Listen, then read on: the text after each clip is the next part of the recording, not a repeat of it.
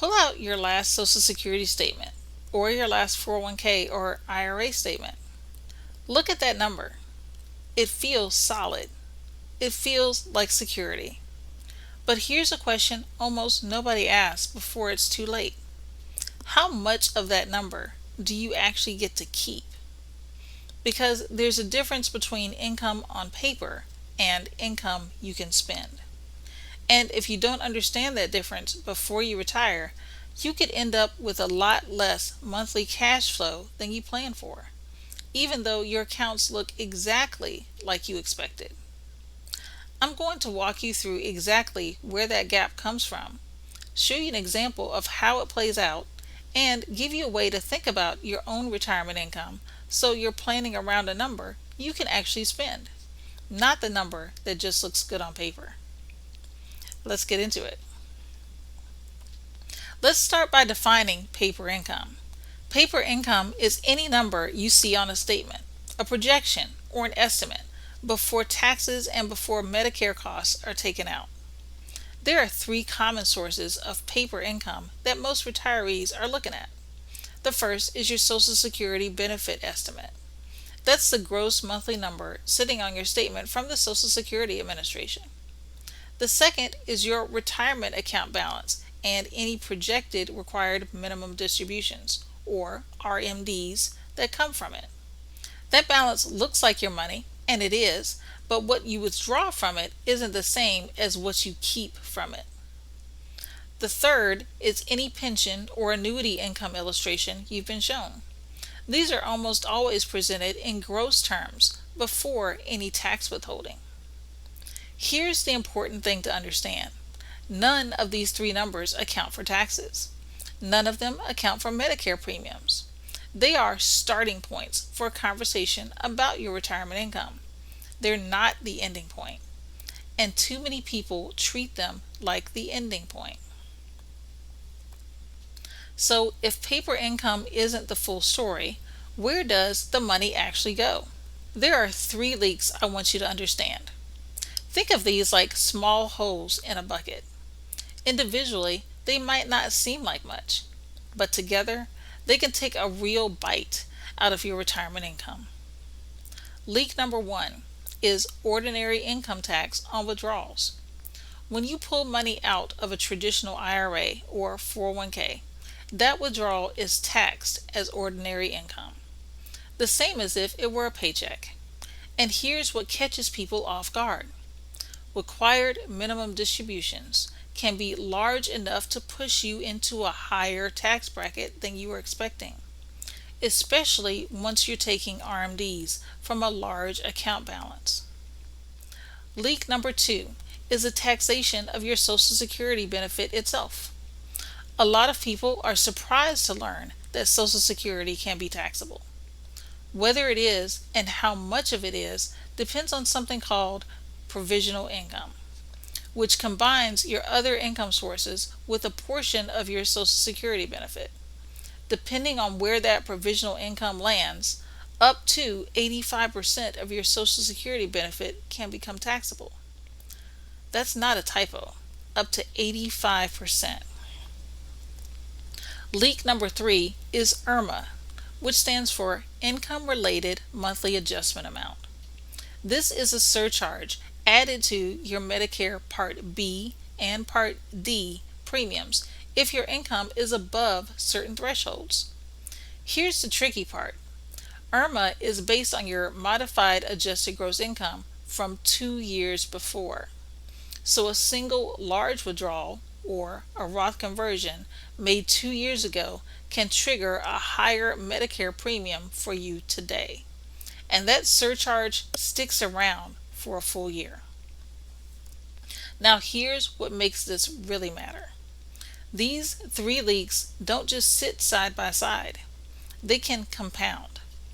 A withdrawal that pushes up your ordinary income can also make more of your Social Security taxable. And it can also bump you into a higher IRMAA bracket at the same time. One decision, three consequences. That's how a dollar of paper income can lose a meaningful chunk of its value before it ever reaches your checking account. Let me make this concrete with an example. I want you to meet David and Carol. They're in a situation I see all the time. David and Carol are both retired.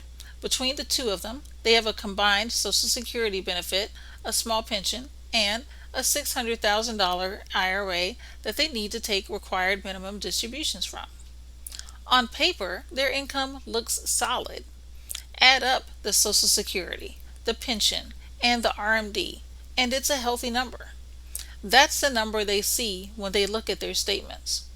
But let's follow what actually happens to that money. First, the RMD from their IRA is taxed as ordinary income. That alone reduces what they keep. Second, because that RMD raises their overall income, a larger portion of their Social Security benefit becomes taxable too. Third, their modified adjusted gross income crosses into a higher IRMAA bracket, which means both David and Carol now pay a Medicare surcharge on top of their regular premiums for the entire year. When you add up the tax on the RMD, the tax on their Social Security, and the added Medicare surcharge, the gap between their paper income and their spendable income is significant. Two retirees who did everything right, who saved diligently, who look at their statements and feel confident, and yet the number they can actually spend is noticeably smaller than the number on paper. This is simply how the tax code and Medicare rules work together. And the good news is, once you can see it, you can plan for it. So, what do you actually do with this information? The goal isn't to avoid taxes altogether. Nobody gets to do that. The goal is to know what's coming and build a plan around it instead of being surprised by it every April. Here are a few concepts worth understanding. First, income sequencing and income sourcing. Which accounts you draw from and in what order can meaningfully affect your tax bill and your IRMAA exposure. Drawing from the wrong account at the wrong time can trigger leaks you didn't need to trigger. Second, coordinating your Social Security claiming age with other income sources. When you turn on Social Security and how much other income you have at the same time affects how much of that benefit is taxable.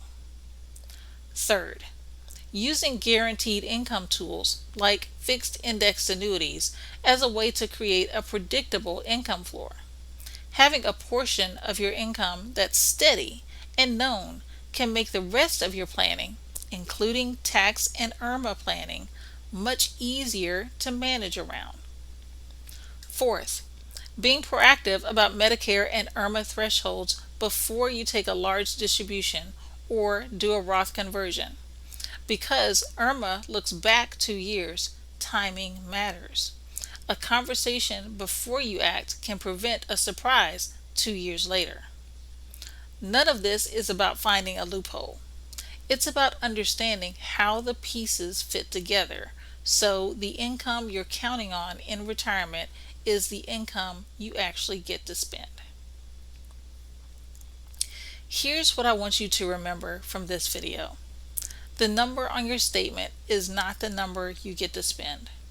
There's a real difference between income on paper and income you can spend.